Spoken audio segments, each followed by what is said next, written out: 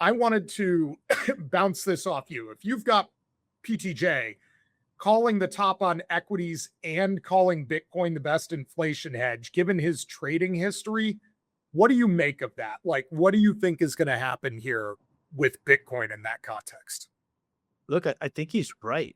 And he was an early adopter, came out long Bitcoin many years ago, was one of the first real macro guys to come out and say, yep, Bitcoin is the solution here. And it really comes down to its fundamentals as a store of value, digital gold. It's actually better than gold because, like, we're not entirely sure how much gold is out there. Yes, I think people will tell you that you can put the amount of gold in the world in a pool, but gosh, there's a lot going on in space, and there's a lot of innovation happening. So it's not a perfect known. We don't exactly know how much gold there is or isn't in the universe, right?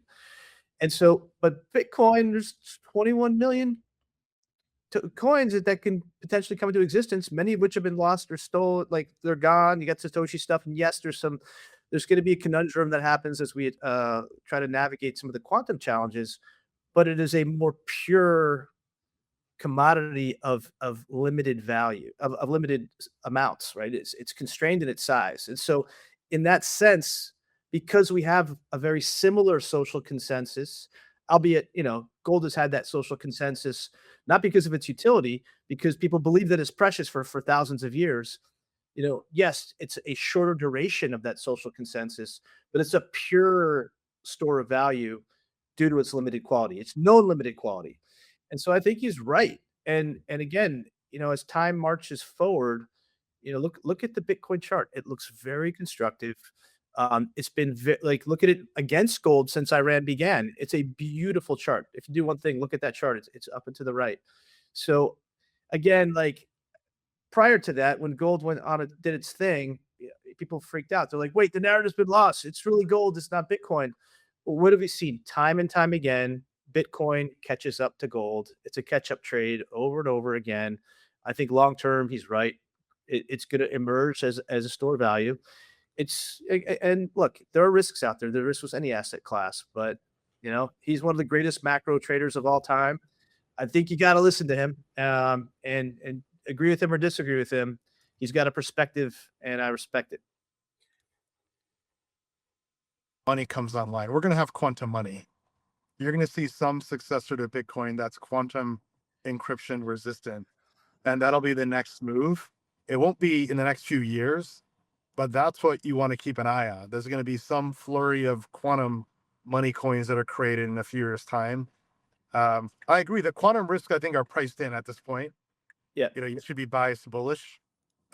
Those risks are still legitimate. It's a question of time frame. Right now, you should be biased bullish.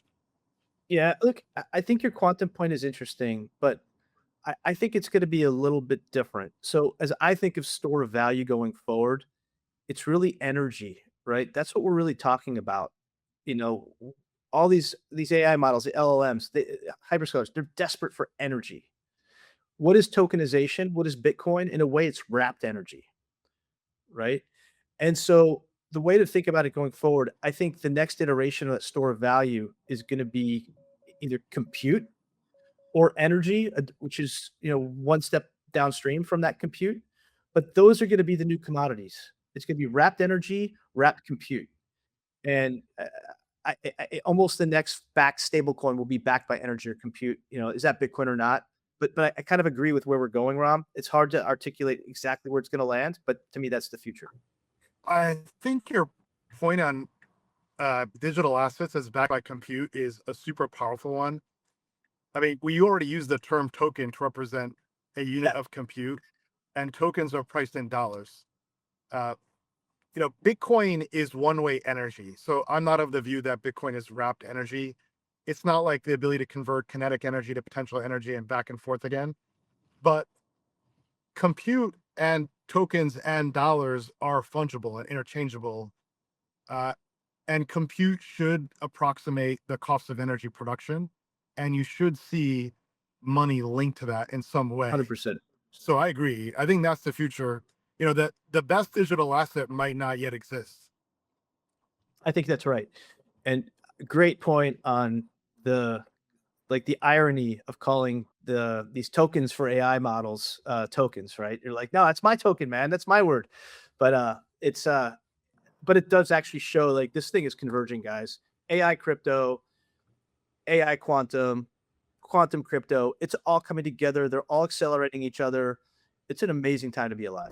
If you like this segment, please like, subscribe, and tune in every Monday at 4:30 p.m. Eastern Time. I'm Austin Campbell, the host of Bips and Bips, along with my friends Ram Ahluwalia and Chris Perkins and our slate of exceptional guests. Every week, we're going to discuss macro, crypto, and the collision of worlds, covering topics that move markets and shape the financial landscape.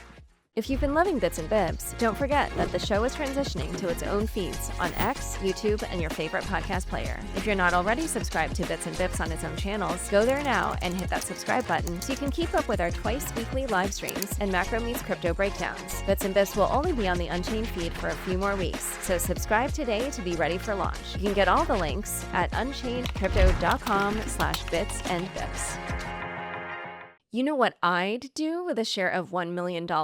Honestly, I'd probably buy a one-way ticket to an island, bring a good book, and invest the rest. And if I were sitting VIP at the World Football Final this summer, I'd be dancing in my seat the whole time. And both are possible this Coinbase One member month. Hit a 14-day streak to split $1 million in Bitcoin. And the first to finish gets a VIP trip to the World Football Final. Make at least a $25 trade, stake, deposit, or spend on your Coinbase One card. Any of these count. And do it for 14 days this month. If you want that VIP trip, that means you have to start today and be the first to complete. Coinbase One is the ultimate membership to make the most of your money. Zero trading fees on thousands of crypto assets. 3.5% APY on USDC. Boosted staking and lending rewards. And up to 4% Bitcoin back with the Coinbase One card. If you trade crypto regularly, the basic annual membership can pay for itself. Hit a 14-day streak to get your share of $1 million. Plus, you still get 20% off the first year of Coinbase One annual plans and a $50 Bitcoin bonus when you spend $100 on a new Coinbase One card in the first 30 days. Don't miss your share of $1 million at coinbase.com/unchained. Again, that's coinbase.com/unchained.